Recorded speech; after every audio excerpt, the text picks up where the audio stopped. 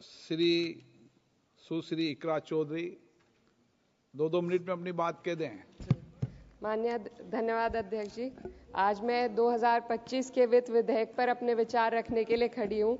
सरकार इस बजट को जन कल्याणकारी बता रही है, लेकिन क्या ये वास्तव में गरीबों, किसानों, श्रमिकों और मध्यम वर्ग के हितों की रक्षा करता है?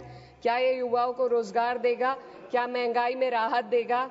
लगातार हम पढ़ते आ रहे हैं कि भारत की जीडीपी पिछले 10 वर्षों में दोगुनी हो गई है और हम जापान और जर्मनी को पीछे छोड़ते हुए 27 तक दुनिया की तीसरी सबसे बड़ी अर्थव्यवस्था बनने के ओर अग्रसर है।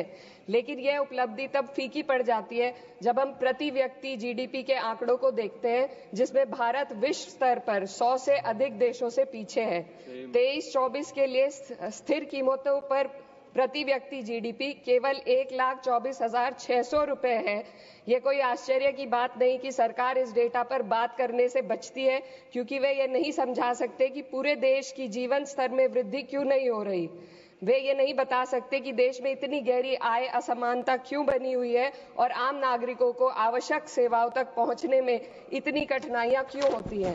सरकार दावे करती है कि भारत की अर्थव्यवस्था दुनिया में सबसे तेजी से बढ़ रही है, लेकिन इस विकास का लाभ केवल अमीरों को मिल रहा है। आज हमारे देश में शिक्षित युवा नौकरी की तलाश में दर-दर भटक रहा है। सरकारी नौकरियों में लाखों पद खाली पड़े हैं, लेकिन भर्ती नहीं हो रही। निजी क्षेत्र में भी नौकरियों की संख्या घटती जा रही है। उधर देश की शीर्ष 1% अमीरों के पास 40% से अधिक संपत्ति है, जबकि करोड़ों लोग 2 वक्त की रोटी के लिए संघर्ष कर रहे हैं। यह आर्थिक असमानता लगातार बढ़ रही है क्योंकि सरकार की नीतियां बड़े उद्योगपतियों को फायदा पहुंचाने के लिए बनाई जा रही है, जबकि गरीबों और मध्यम वर्ग को महंगाई और टैक्स के बोझ तले दाबा जा रहा है। जब यह सरकार सत्ता में आई थी तब $1 लगभग 60 रुपए के बराबर था और आज 83 तक पहुंच गया है। Sir 2 minute. रुपए की इस गिरावट का सीधा असर आम जनता पर पड़ता है। इस सरकार की मौजूदा वित्तीय नीतियां पूरी तरीके से अमीरों के पक्ष में झुकी हुई है।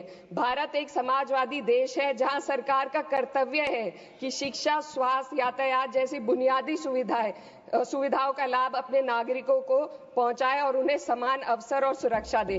भारत के सरकारी स्कूलों और अस्पताल की हालात लगातार बद से बदतर होते जा रहे हैं। सर बस किसानों पर अपनी बात रखना चाहती हूँ। हमारा देश तब तक सशक्त नहीं हो सकता जब तक हमारे किसानों को उनका हक नहीं मिलता। 2023-24 में भारत की 46% श्रमिक आबादी कृषि क्षेत्र में कार्यरत थी, फिर भी इस क्षेत्र को नजरअंदाज किया जा रहा है।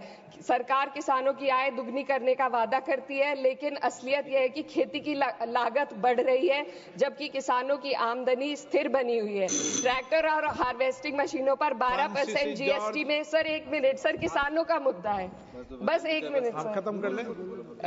हार्वेस्टिंग मशीनों पर 12% जीएसटी से किसानों को परेशानी और बढ़ रही है। यदि सरकार इस बोझ को कम कर दे तो खेती में फायदा होगा। साथ ही साथ प्रधानमंत्री किसान सम्मान निधि के तहत जो मिलने वाली राशि है उसको बढ़ाकर 6,000 से 12,000 कर दे तो किसानों की आय में फायदा होगा।